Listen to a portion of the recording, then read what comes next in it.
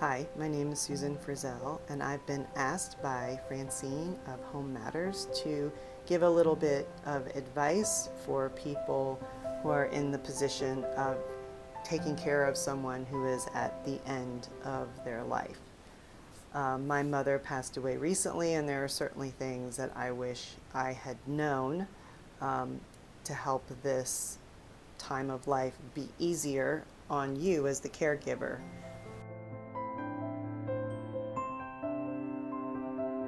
My mother went into the hospital with shortness of breath. It turns out they told me pneumonia, which it is, but sometimes you think that that's something they can come back from, but as it turns out, the pneumonia was a symptom of congestive heart failure.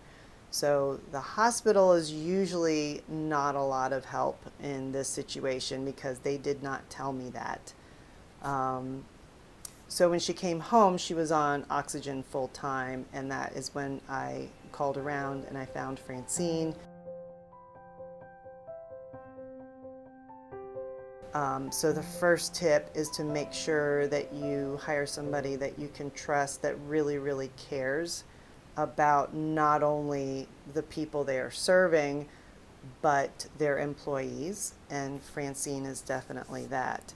She takes great care of her employees, and she also cares enough because we did have a situation where she was short staffed and somebody was sick and couldn't come in, and so Francine herself came in and covered the shift to take care of my mother, and that goes above and beyond. That was amazing. So that's the kind of people you want helping out.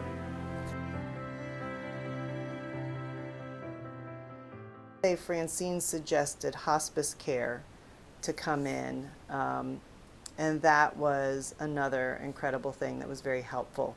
Hospice care is not what you may think. I had encountered hospice care before with my aunt who had cancer, and when she was eligible, she went into like a home, a care center where they took care of her, and that is not necessarily the case anymore. They come into your home, the patient's home, and they take care of them there. Now, hospice, once you transfer and your patient is eligible, then you no longer get to go to the hospital or doctors, which was incredible on my end because then I didn't have to worry about transporting my mother, who at that point was really struggling to walk and breathe and have to take the oxygen. So the nurses would come to her. Now, hospice is not full-time care when it's home health care. That was a big thing I did not realize. I thought I would get a lot more help in that way, but I still definitely needed Francine to be there full time with her caregivers. Hospice does more of pop-in checks. The nurses come in and check the health. Another thing is that hospice is not necessarily end of life, like only 2 months left. It could go on for a year. They're usually a pretty good judge of that. The thing that I missed in all of the stacks of paperwork I was going through was there was a booklet on the end of life. That was super, super important, and sadly I missed it. It explains the signs, and so you yourself, knowing the person you're taking care of, can see these signs a lot easier than people coming in to give care. Signs, my mother was a very social person and she stopped wanting to see people. That's a sign. The slowing of appetite, where she didn't want to eat very much, which I was worried about, and I kept trying to buy her things that she liked and that she appealed to her, and it just, at the end of life, they just don't want to eat, and that's normal, and you shouldn't worry about that. Same thing about eventually not wanting to drink. It's another sign that it's the end of life. At the very end, they get to the point where they just want to sleep a lot. They sleep a lot. And what she did, which again, it almost says in the book, or you can watch videos, it's amazing. There's a pattern. There is a pattern to people who are dying. There is that pattern of the last burst of energy before the passing. And she did that a day or two before she passed, where she got up out of bed after being bedridden for like a week. And she wanted to walk around, and she ate a bowl of ice cream.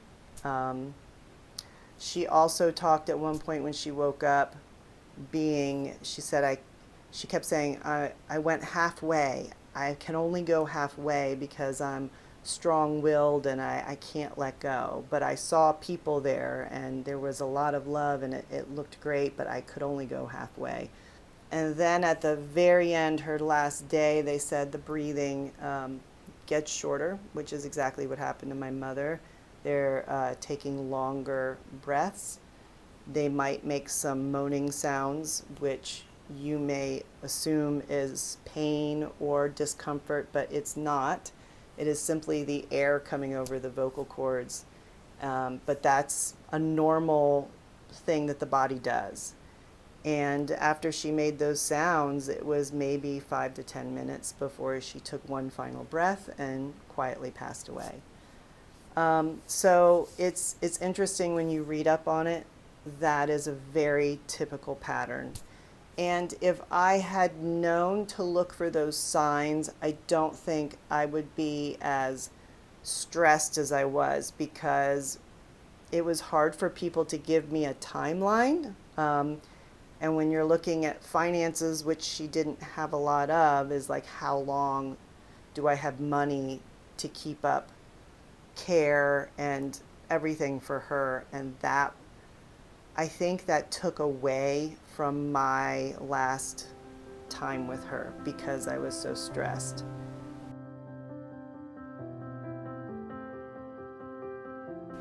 So keep in mind to do your best to set aside your stress and take moments to actually spend with your loved one and hold their hand and talk to them.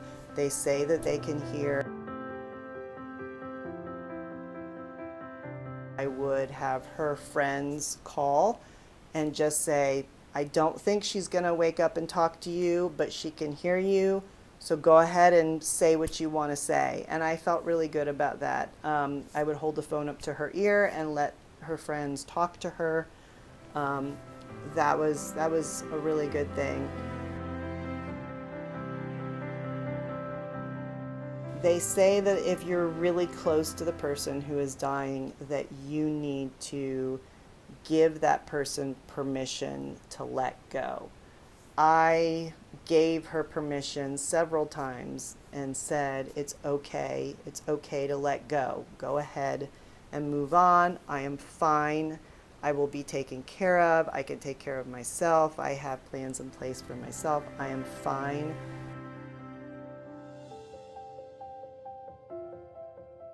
So hopefully this helps a little bit to ease the stress, because it was a really crazy time for me, and things kept shifting and I didn't know what to do. And Francine was a huge help in suggesting hospice and having care there so I could have a break and rest and then go back and be refreshed to be able to sit with my mom and talk with her and hold her hand. It's not easy no matter what, but just make sure to read that book, Hospice Care Gives, or do a little bit of research so that you can see the signs and understand a little bit more of perhaps how to judge of how long it's going to be. Okay? Thank you.